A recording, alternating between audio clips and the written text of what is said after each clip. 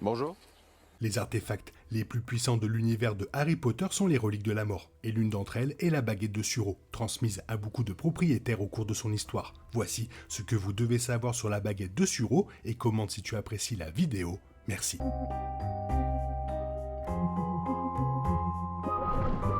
Revelio.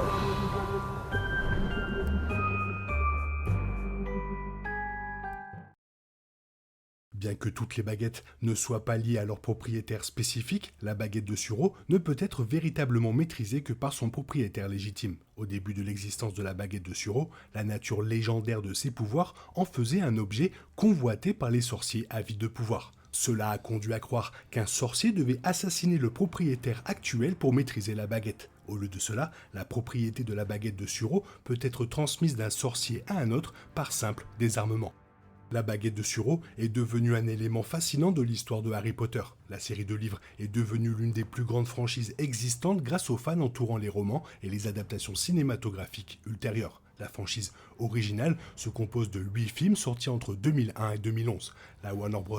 A continué à réaliser de nouveaux films se déroulant dans ce monde, avec les animaux fantastiques explorant le monde sorcier plusieurs décennies avant l'histoire d'Harry Potter. Même ces films présentent la célèbre relique alors que l'un des propriétaires de la baguette de Suro y apparaît. Antioche Peverell est le propriétaire original de la baguette de Suro. Alors que la légende raconte que la mort a créé la puissante baguette pour lui, d'autres sorciers, comme Albus Dumbledore, croyaient qu'Antioche avait fabriqué la baguette lui-même. Le temps passé par le sorcier de sang pur avec la baguette de Suro l'a rapidement amené à tuer quelqu'un avec qui il s'est battu. Lors de la célébration de sa victoire, la légende raconte qu'Antioche s'est saoulé et a répandu l'histoire selon laquelle la baguette de Suro aurait été créée par la mort elle-même. Cette vantardise a conduit un autre sorcier à tuer Antioche dans son sommeil pour prendre la baguette de Suro pour lui-même, mais l'identité du tueur est inconnue. Émeric le Mauvais était un puissant sorcier noir du Moyen-Âge. Il est entré en possession de la baguette de Suro à une époque indéterminée, mais l'a utilisée tout au long du début du Moyen-Âge pour attaquer l'Angleterre. Les détails de ses conquêtes ne sont pas connus, mais il a finalement été tué dans un duel avec le prochain propriétaire de la baguette de Suro. Egbert le Magnifique est devenu propriétaire de la baguette de Suro après le massacre d'Émeric. Il maîtrisait la puissante baguette, mais les histoires du monde des sorciers n'ont pas révélé grand-chose sur ce qu'il en a fait. Dumbledore suggère que son temps avec la baguette de Suro n'a pas duré très longtemps. Il n'a pas confirmé qui a vaincu le sorcier maléfique pour prendre la baguette de Suro immédiatement après lui. Godelot est devenu l'un des propriétaires de la baguette de Suro quelque temps plus tard, ce qui rend possible que ce soit lui qui ait tué Egbert. Contrairement à la plupart des anciens propriétaires, Godelot n'a pas utilisé la baguette de Suro pour ses conquêtes. Au lieu de cela, il a écrit le livre des Grandes Noirceurs de la Magie, le livre qui a enseigné à Voldemort les Horcruxes, après avoir appris leur pouvoir et rempli le livre d'informations sur la magie noire. Godelot est mort au Moyen-Âge dans une cave après y avoir été enfermé par le prochain propriétaire de la baguette de Suro. Dans la richesse des histoires du monde des sorciers, le prochain propriétaire de la baguette de Suro est Irward. Irward est le fils de Godelot qui a enfermé son père dans une cellule pour acquérir la baguette de Suro. Les réalisations de Irward avec la baguette de Suro n'ont jusqu'à présent été explorées nulle part. Il a finalement perdu la baguette de Suro, mais on ne sait pas qui le lui a prise ni comment il a été vaincu. Barnabas d'Everill est devenu propriétaire de la baguette de Suro au XVIIIe siècle. Son temps avec la baguette lui a permis de gagner la réputation d'un démoniste redoutable, selon Albus Dumbledore. Cependant, on ne sait pas ce que Barnabas a fait avec la baguette de Suro qui lui a valu une telle renommée. Loxias est devenu propriétaire de la fameuse baguette de Suro après avoir assassiné Barnabas d'Everill au XVIIIe siècle. Le sorcier noir est venu maîtriser la baguette et l'a utilisée pour tuer tout ennemi qui osait se mettre en travers de son chemin. Loxias est responsable de l'invention du nom bâton de la mort pour la baguette de Suro. On ne sait pas combien de personnes Loxias a vaincu avec la baguette de Suro ou qui il a spécifiquement tué. De nombreux sorciers ont affirmé être responsables de sa mort, dont sa mère. Selon Xenophilius Lovegood, l'assassin de Loxias est le prochain propriétaire de la baguette, qui était probablement Arcus ou Livius. On ne sait pas grand-chose sur l'un ou l'autre. Tous deux ont été tués par un sorcier inconnu, permettant ainsi le transfert de la propriété de la baguette de Suro.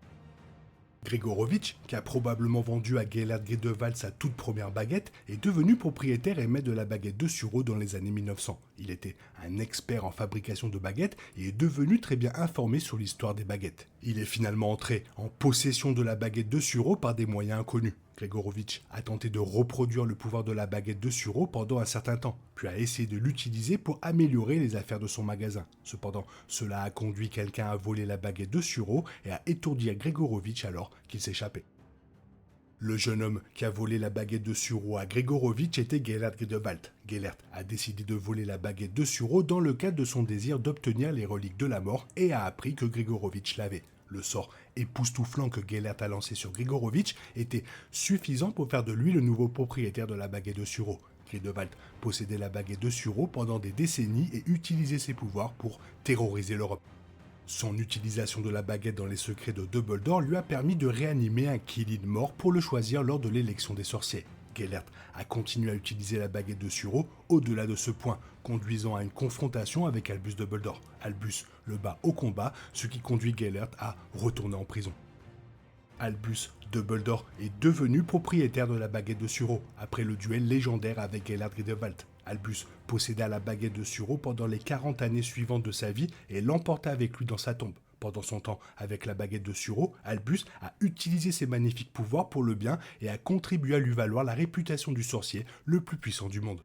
Il a utilisé la baguette de Suro à plusieurs reprises au cours de l'histoire de Harry Potter, notamment en duel avec Voldemort dans l'atrium du ministère de la magie et en sauvant Harry des Inferi. Bien que la baguette de Suro se trouvait avec Dumbledore dans sa tombe, elle a changé de propriétaire avant sa mort. Ce n'est pas Draco Malfoy qui a tué Albus Dumbledore car Severus est intervenu. Pourtant, il est devenu le propriétaire légitime de la baguette de Suro après avoir désarmé le puissant sorcier. Draco ignorait qu'il était le véritable propriétaire de la baguette de Suro à ce moment-là et ne l'avait donc jamais utilisée. Voldemort cherchait la baguette de Suro avant même la mort de Dumbledore, et sa recherche de la baguette l'a amené à rencontrer et à tuer Gregorovitch et Grindelwald pour obtenir des informations. Cela a conduit Voldemort à apprendre finalement que c'était celle de Dumbledore, et il est entré par effraction dans sa tombe pour la voler. Voldemort savait que Rogue était responsable du meurtre de Dumbledore et entreprit de le tuer afin qu'il devienne le propriétaire légitime de la baguette de Suro. Bien qu'il ait réussi à tuer Rogue, Voldemort ignorait que Draco avait désarmé Dumbledore quelques instants auparavant et que Draco, en tant que l'un des propriétaires de la baguette de Suro, avait empêché Voldemort de l'utiliser avec succès.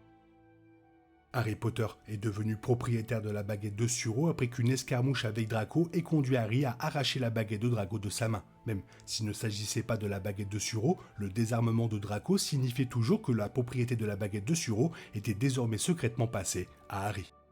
Il n'a pas réalisé ce qui s'était passé jusqu'à son dernier duel avec Voldemort à Poudlard. Avec l'allégeance de la baguette à Harry, la tentative de Voldemort d'utiliser le sortilège de la mort sur Harry s'est retournée contre lui et l'a tué à la place. Harry répare sa baguette d'origine puis brise la baguette de Suro en deux, faisant de lui le dernier propriétaire de la baguette de Suro dans le film. La baguette de Suro est décrite dans les livres comme la baguette la plus puissante qui existe. La baguette est fabriquée à partir du bois d'un sureau avec le crâne d'un sombral comme noyau. On dit que le crâne de sombral est incroyablement difficile à apprivoiser et profondément malchanceux. D'une manière ou d'une autre, cela fonctionne pour la baguette de Suro dont l'allégeance à son utilisateur est totale. La seule façon d'obtenir la baguette de Suro est de la retirer des mains du sorcier. La légendaire relique de la mort ne dispose pas d'une liste de pouvoir en soi, mais il a été démontré qu'elle accomplissait des exploits incroyables. On dit qu'elle exécute la magie la plus compliquée, même si les propriétaires de la baguette de Suro n'en sont pas vraiment capables. Elle peut également réparer des baguettes, comme Harry répare la sienne dans Harry Potter et les reliques de la mort. Cela ne signifie pas pour autant que la baguette de Suro peut tout faire. Par exemple, alors qu'elle était en possession de Dumbledore, la baguette ne pouvait pas dépétrifier les étudiants pendant Harry Potter et la Chambre des Secrets. Cela ne pouvait pas non plus soigner la main flétrie de Dumbledore ni contrecarrer les effets de la potion de Voldemort dans Harry Potter et le prince de sang mêlé. Ainsi même, si la baguette de Suro est un puissant outil de mort et de destruction, elle a ses limites. À première vue, on aurait pu croire qu'il y avait beaucoup moins de propriétaires, il y en a eu quand même pas mal. Il y a eu aussi pas mal de sang versé. Toi, qu'est-ce que tu penses de cette histoire? Fais-moi part de ton avis dans la zone commentaire. Sinon, il est temps pour toi de reprendre le cours normal de ta vie. On se retrouve bientôt pour une nouvelle vidéo. Bisous bisous, bye bye.